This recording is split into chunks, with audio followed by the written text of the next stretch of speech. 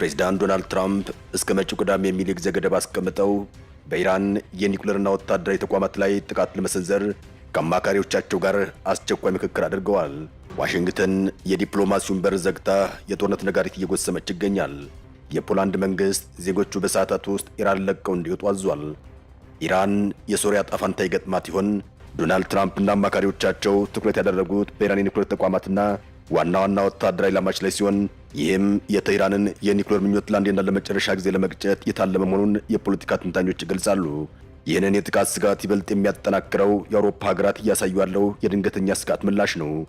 የፖላንድ መንግስት በኢራን ውስጥ የሚገኙ ዜጎቹ በሰዓታት ልዩነት ውስጥ ሀገሪቱን ለቀው እንዲወጡ ያዘዘበት መመሪያ የጉዳዩን አሳሳቢነት ደረጃ ያሳያል።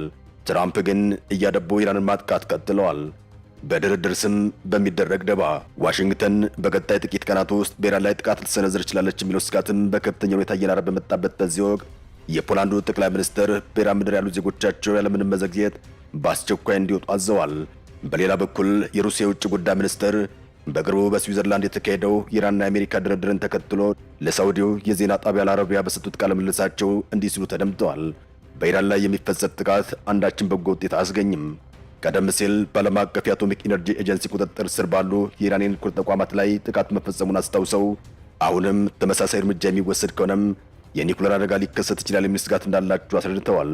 ሚኒስትሩ አክለው በፋርስ ባህረ ሰላጤና በአረብ ሀገራት በኩል ያለውን ምላሽ በቅርበት እየተከታተሉ መሆኑን ጠቁመው ሁኔታው በሰዓት የመጫወት ያክል አደገኛ መሆኑን ሁሉም ስለሚረዱ ማንም ወገን ውጥረቱ ወደ ለየለት ጦርነት እንዲያመራ ፍላጎት እንደሌለው ተናግረዋል። እንደ ላቭሮቭ ገለጻ ከሆነ የውጥረት እየተባባሰ የሚሄድ ከሆነ ኢራን ከሳውዲ አረቢያና ከሌሎች የጎረቤት ሀገራት ጋር ግንኙነቷን ለማሻሻል ባለፉት ዓመታት ያገኘቻቸውን አመርቂ ውጤቶች አደጋ ላይ ሊጥል ይችላል። እንደ ሶሪያ ያሉ የቅርብ ወዳጆችና ኢራንና የሳውዲ አረቢያን ግንኙነት መሻሻል የሚፈልጉ የቀጠና ሀገራትም ይህን ወታደራዊ እርምጃ ባለፉት ዓመታት የተገኘውን አንጻራዊ ሰላም መናድ መሆኑን ይገልጻሉ። የፖላንድ መንግስት ዜጎቹ በአስቸኳይ እንዲወጡ ማዘዙ የጉዳዩን አሳሳቢነት ይበልጥ ያጎላው ሲሆን የኢራን ወዳጆች የሁኔታ ወደ ለየለት ቀውስ ካመራ ውጤቱ ለማንም ወደማይበጅ አሜሪካም ልትቆጣጠር ወደማትችለው ጦርነት ውስጥ ልትገባ እንደምትችል በማሳሰብ ላይ ይገኛሉ። ውጥረቱ አሁን ባለበት የቀይ መስመር ደረጃ ላይ ቆመው ወይም ወደ ጦርነት መሸጋገሩ የመካከለኛው ምስራቅ ብቻ ሳይሆን የዓለምን የፖለቲካና የኢኮኖሚ ካርታ ለአንዴና ለመጨረሻ ጊዜ ሊቀይረው እንደሚችል የጋራ ስጋታቸው ሆኗል። የአሜሪካ የጦር ሰፈሮችም እየራዱ ይገኛል። ኢራን በክልሉ ውስጥ ካሉ እጅግ ግዙፍና ዘመናዊ የሚሳኤልና የድሮን ክምችት ያላት እንደመሆኗ በመካከለኛው ምስራቅ የሚገኙ የአሜሪካ የጦር ሰፈሮች የቀጥታ ጥቃት ዋና ኢላማ ይሆናሉ። በኳታር የሚገኘው የአሜሪካ አየር ኃይል ማዘዣም፣ በባህሬን የሚገኘው አምስተኛ የባህር ኃይል ክፍለ ጦር ብለውም በኪዮት የሚገኙት ግዙፍ ሰፈሮች በኢራን የባላስቲክና የክሩዝ ሚሳኤል ክልል ውስጥ ናቸው። ኢራን ቀደም ሲል እንደ አውሮፓውያን አቆጣጠር በ2020 በኢራቅ የሚገኘውን የአይን አልአሳድ የጦር ሰፈር በመምታት አቅሟን ያሳየች ሲሆን አሁን ባለው የቴክኖሎጂ እድገት ጥቃቱ ይበልጥ ትክክለኛና አውዳሚ ሊሆን እንደሚችል ይገመታል። በሁለተኛ ደረጃ ግን ከኢራን ቀጥተኛ ጥቃት ባሻገር በአካባቢ የሚገኙና በቴህራን የሚደገፉ ታጣቂ ቡድኖች የአሜሪካ ሰፈሮችን የከበባ ቀለብ ውስጥ ሊከቷቸው ይችላል። በኢራቅና በሶሪያ የሚገኙ የአሜሪካ ወታደሮች በየቀኑ የሚሰነዘሩ የድሮንና የሞርታር ጥቃቶችን ሊገቱ እንደሚችሉ የሚጠበቅ ሲሆን የአይነቱን ያልተመጣጠነ ጦርነት ወይም አሲሜትሪክ ዌልፌር አሜሪካ ለከፍተኛ ወታደራዊ ኪሳራ ሊያጋልጣት ይችላል። ይህ በእንዲህ እንዳለ የፖላንድ መንግስት በኢራን የሚገኙ ዜጎቹ በጥቂት ሰዓታት ውስጥ ሀገሪቱን ለቀው እንዲወጡ ያስተላለፈው ትዕዛዝ የጉዳዩን አጣዳፊነት አሳይቷል። የፖላንዱ ጠቅላይ ሚኒስትር በኢራን ወታደራዊ ግጭት ሊቀሰቀስ ይችላል የሚል ከፍተኛ ስጋት ስላላቸው ለዜጎቻቸው ባስተላለፉት መልእክት እባካችሁ ኢራንን በአስቸኳይ ለቃችሁ ውጡ፣ በምንም አይነት ሁኔታ ወደዚህ ሀገር እንዳትጓዙ ሲሉ ጥብቅ ማስጠንቀቂያ ሰጥቷል። የኢራን የቅርብ ወዳጅና ስትራቴጂክ አጋር የሆኑት ሩሲያና ቻይና አሜሪካ ልትወስድ ያሰበችውን ወታደራዊ እርምጃ በቀጠናው ላይ ሊያመጣ የሚችለውን ውቅያኖስ ዘለል ቀውስ በማሳሰብ ላይ ይገኛሉ። ሩሲያ ጥቃቱን በሰዓት የመጫወት ያክል አደገኛ መሆኑና የኒኩለር አደጋ ሊያስከትል እንደሚችል በይፋ አስጠንቅቃለች። ቻይና በበኩሏም የኃይል አቅርቦት መዛባትና ዓለም አቀፍ የነዳጅ ገበያ መናጋትን በመስጋት በዲፕሎማሲያዊ መንገድ ጫና እያደረገች ይገኛል። እነዚህ ሀገራት በኢራን ላይ የሚሰነዘር ጥቃት በዓለም አቀፍ ደረጃ የኃይል ሚዛኑን የሚያዛባና የአሜሪካን የአንድ ወገን ውሳኔ ሰጭነት የሚያጠናክር ነው ብለው ስለሚያምኑ ድርጊቱን በጽኑ እንደሚቃወሙና ውጤቱ አውዳሚ እንደሚሆን በተደጋጋሚ እየገለጹ ይገኛል። በሌላ በኩል በመካከለኛው ምስራቅ የሚገኙና የመቋቋም ግንባር ተብለው የሚጠሩት የኢራን ታማኝ አጋሮች ለጥቃቱ የሚሰጠው ምላሽ ከቃላት ባለፈው ወደ ቀጥታ ወታደራዊ ግጭት እንደሚሸጋገር በማስጠንቀቅ ላይ ይገኛሉ።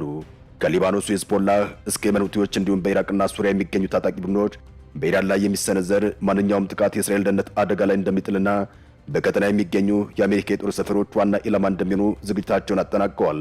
እነዚህ ቡድኖችም ኢራን እንደ ጀርባ አጥንት ስለሚመለከቱ የቴህራን መዳከም የእነሱም ህልውና ማብቂያ ሊሆን እንደሚችል በመገንዘብ የመልሶ ማጥቃት እርምጃ የተቀናጀ ፈጣንና ሰፊ እንደሚሆን በይፋ እየዛቱ ይገኛል። በተለይም የየመኖቹ ሁቲዎችና በሊባኖስ የሚገኘው ሂዝቦላህ የየራሳቸው ግንባር በመክፈት አሜሪካ ትኩረቷን እንድትበትን ብሎም የጦር ሰፈሮቿን ለመከላከል ብቻ ከፍተኛ ኃይል እንድታባክን በማድረግ የመከላከል አቅሟን ሊያዳክሙ ይችላሉ። የአሜሪካ የጦር ሰፈሮች የሚገኙባቸው ሀገራት እንደ ኳታር፣ ኩዌትና ኢሚሬትስ ያሉ ከባባድ የፖለቲካና የደህንነት አጣብቂኝ ውስጥ ይገባሉ። ይህም እነዚህ ሀገራት የአሜሪካ ጦር ከግዛታቸው ተነስቶ ጥቃት እንዳይሰነዝር ጫና እንዲያደርጉ አሊያም በሰፈሮቹ ላይ የሚደርሰውን ጥቃት በመፍራት ግንኙነታቸውን እንዲያቀዘቅዙ ሊያስገድዳቸው ይችላል። በመሆኑም በኢራን የሚሰነዘር ጥቃት ሰፈሮቹ ለወታደራዊ ጥቃት ብቻ ሳይሆን አሜሪካ በቀጠናው ላይ ያላትን የረጅም ጊዜ ስትራቴጂካዊ ተሰሚነትና የደህንነት መዋቅር አደጋ ላይ የሚጥል ይሆናል። የመካከለኛው ምስራቅ ውጥረት ወደ ለየለት ወታደራዊ ግጭት ካመራም የዓለም የነዳጅ ገበያ ታይቶ የማይታወቅ ድንጋጤ ውስጥ መግባቱ አይቀርም።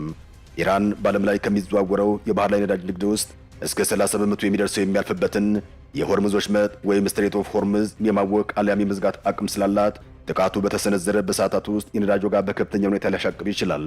ይህ የአቅርቦት መቋረጥም የነዳጅ ዋጋን በአንድ በርሜል ከ$100 በላይ እንዲያልፍ በማድረግ የዓለም ኢኮኖሚ ወደ ድቀት ሊገፋውና የትራንስፖርት እንዲሁም የኢንዱስትሪ ምርቶች ላይ በዓለም አቀፍ ደረጃ እንዲናጋ ያደርጋል። ለኢትዮጵያ ኢኮኖሚም ይህ ሁኔታ እጅግ ፈታኝ የሚሆነው ሀገሪቱ ሙሉ በሙሉ በነዳጅ ገቢ ምርት ላይ ጥገኛ በመሆኗ ነው። የዓለም የነዳጅ ዋጋ በመጨመር የኢትዮጵያ ውስን የውጭ ምንዛሬ ክምችት በከፍተኛ ሁኔታ የሚቦረብር ሲሆን ይህም ለመድኃኒት፣ ለኢንዱስትሪ ግብዓቶችና ለሌሎች መሠረታዊ ፍላጎቶች የሚውለው ምንዛሬ ያሳጣል። ከዚህ ባሻገር የነዳጅ ዋጋ መናር በቀጥታ በትራንስፖርት ወጪ ላይ የሚያመጣው ጭማሪም በምግብና በሌሎች ሸቀጣሸቀጦች ላይም ከፍተኛ ዋጋ ንረት በመፍጠር የመግዛት አቅም በእጅጉ ይጎዳል። በመሆኑም የመካከለኛው ምስራቅ ውጥረት ለኢትዮጵያ የኑሮ ውድነት የሚያባብስ የአገሪቱን የማክሮ ኢኮኖሚ መረጋጋት አደጋ ላይ የሚጥል ቀጥተኛ ስጋት አለው። ኢራን ከአያቶላ በፊት ሀብታም የነበረች ነዳጇን ያለ ከልካይ ለዓለም ገበያ ስለምታቀርብ የውጭ ኢንቨስትመንት ስለነበራት ሲሆን አሁን ግን ሀብቷ ቢጨምርም በዓለም ላይ ሁለተኛ የተፈጥሮ ጋዝና አራተኛ የነዳጅ ክምችት ይዛለች። ኢኮኖሚያ የወደቀው ግን በከባድ ዓለም አቀፍ ማዕቀቦችና በውስጣዊ ሙስና ብሎም ሀብቷን ለወታደራዊና ለርዕዮተ ዓለም ማስፋፊያ ስለምታውለው እንደሆነ ይነገራል። በኢራን ላይ ሊሰነዘር የታሰበው ወታደራዊ ጥቃት ውጤቱ በሁለት ሀገራት መካከል የሚደረግ ቀጥተኛ ግጭት ብቻ ሳይሆን መላውን የዓለም የፖለቲካና የኢኮኖሚ ካርታም ሊቀይር ይችላል። ኢራን ካላት ግዙፍ የሚሳኤል አቅምና በመካከለኛው ምስራቅ ካሏት ታማኝ አጋሮች አንጻር የአሜሪካ የጦር ሰፈሮችና ዓለም አቀፍ የነዳጅ መስመሮችም ለከፍተኛ አደጋ መጋለጣቸው የማይቀር ነው። በተለይም እንደ ኢትዮጵያ ላሉ በነዳጅ ገቢ ምርት ላይ ጥገኛ ለሆኑ ሀገራት ይህ ጦርነት በቀጥታ ወደ ጓዳ የሚገባ የኢኮኖሚ ቀውስ ይዞ መምጣቱ አይቀሬ ነው። በመሆኑም አሁን ያለው ውጥረት በሰላማዊ መንገድ ካልተፈታ ዓለም በታሪኳ አይታ የማታውቀውን የነዳጅ ዋጋ ንረት፣ የኃይል ሚዛን መዛባት ብለውም ምናልባትም ሊቆጣጠሩት የማይችሉት ሰፊ ቀጠናዊ ጦርነት ውስጥ ሊገባ ይችላል። የዛሬን አድርገውና ኢራን ከ1979 እስላማዊ አብዮት በፊት በሻህ መሐመድ ረዛ ፓህላቪ ትመራ ነበር። ከምዕራባውያን ጋር እጅግ የጠበቀ ግንኙነት የነበራት በነዳጅ ሀብቷ የናጠጠች ዘመናዊትና ዓለማዊት ሀገር ነበረች። አብዮቱ ግን አያቶላህ አሊ ኸሜኒ ወደ ስልጣን በማምጣት ሀገሪቱን ወደ እስላማዊ ሪፐብሊክ በመቀየር ሀገሪቱንም የዓለማችን የሺዓ እስልምና ማዕከልና የፖለቲካ እስልምና መሪ ያደረጋት። በዓለም ላይ ካለው የእስልምና ተከታይ 85-95 በመቶ የሚሆነው ሱኒ እንደሆነ ይታወቃል።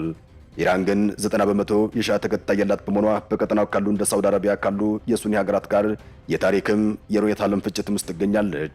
ኢራን በሸሪያ ሕግ ላይ የተመሰረተ አስተዳደር ያላት ቢሆንም 100 በመቶ ጥንታዊ ሸሪያ ብቻ ሳይሆን የራሷ የሆነ ፓርላማና ምርጫ ያላት ቢሆንም የመጨረሻውና የበላይ ውሳኔ ሰጪ ግን የሃይማኖት መሪው አያቶላህ አሊ ኸሜኒ ናቸው። አያቶላህ ኢራንን ገደሏት የሚለው ወገን ሀገሪቱ የነበራትን ዓለማዊ ነጻነት ከዓለም ጋር የነበራትን ግንኙነት በማጣቷ በግል ነጻነት ላይ በደረሰው ጫናና በሃይማኖታዊ ጫና ምክንያት ሲሆን፣ ደጋፊዎቻቸው ግን ሀገሪቱ ከምዕራባውያን ተላላኪነት ወጥታ ክብሯንና የራሷን ማንነት አስጠበቀች ብለው ያምናሉ። ከአሜሪካ ጋር ያለው ሰጣ ገባ ታሪክ የተጀመረው በ1979 አብዮት ማግስት የአሜሪካ የኤምባሲ ሰራተኞች ከታገቱበት ጊዜ ጀምሮ ሲሆን ከዚያን ጊዜ ጀምሮም ዋሽንግተን ኢራንን ዋነኛ ጠላት አድርጋ ፈርጃታለች። አሜሪካ አይኗን የጣለችባትና ትኩረት ያደረገችባት በሶስት ምክንያቶች እንደሆነ ይነገራል። አንደኛው ኢራን የእስራኤል ህልውና በይፋ ስለምትቃወም፣ ሁለተኛው በመካከለኛው ምስራቅ ያለው የነዳጅ መስመር የአሜሪካ ተጽዕኖ ስለምትገዳደር፣ ብለውም ሶስተኛው ደግሞ የኒኩሌር ቴክኖሎጂ ባለቤት መሆኗ የኃይል ሚዛኑ ስለሚያዛባ ነው።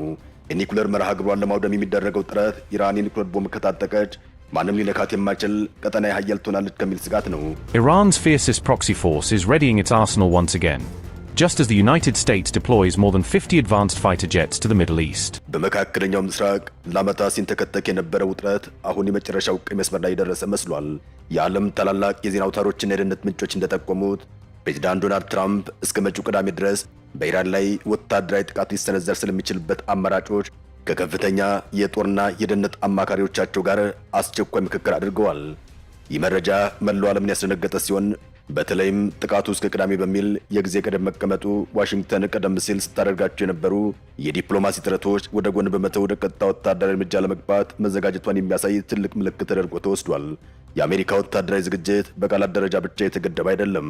በተለያዩ ምንጮች የተረጋገጡ መረጃዎች እንደሚያሳዩት ባለፉት ጥቂት ቀናት በመካከለኛው ምስራቅ የሚገኙ የአሜሪካ የአየርና የባህር ኃይል ክምችቶች በከፍተኛ ሁኔታ እንዲጨምሩ ተደርጓል። ይህም አሜሪካ ትዕዛዝ በተሰጠ በደቂቃ ውስጥ ጥቃቱን ለመፈጸም የሚያስችል ሙሉ ዝግጅት ላይ መሆኗን ያሳያል።